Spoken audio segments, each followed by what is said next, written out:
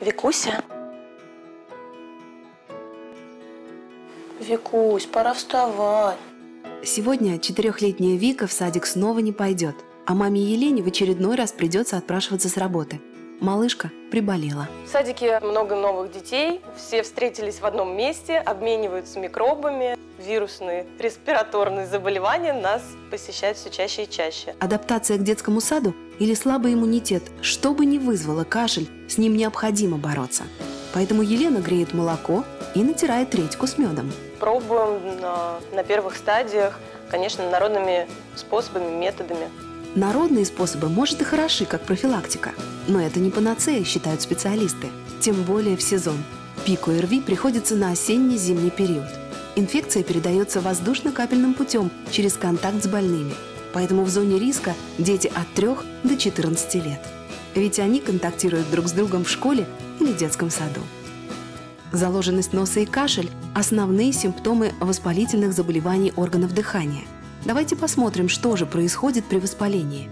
В инфекционный процесс вовлечены все отделы дыхательных путей – верхние и нижние. Когда слизистая оболочка воспалена, включается компенсаторная реакция организма. Слизь начинает вырабатываться в больших количествах, чем обычно. При этом повышается вязкость мокроты, что затрудняет работу физиологических дворников – ресничек. Это приводит к скоплению секрета и сужению просвета бронхов. Начинают размножаться микроорганизмы. Страдает весь защитный механизм, этот секрет все накапливается. В итоге это и есть причина того, что ребенок может и кашлять, и кашлять. В таких случаях Елену всегда выручает сироп от кашля Флюдитек французской компании Иннотек. У него приятный запах, а это бонус для детского средства. Банановый. Для удобства есть специальный мерный колпачок. Мукорегулятор Флюдитек начинает работать уже в верхних отделах дыхательных путей. Благодаря уникальному механизму действия он нормализует выработку слизи, снижает вязкость мокроты, уменьшает воспаление. Важной особенностью Флюдитека является способность восстанавливать работу ресничек.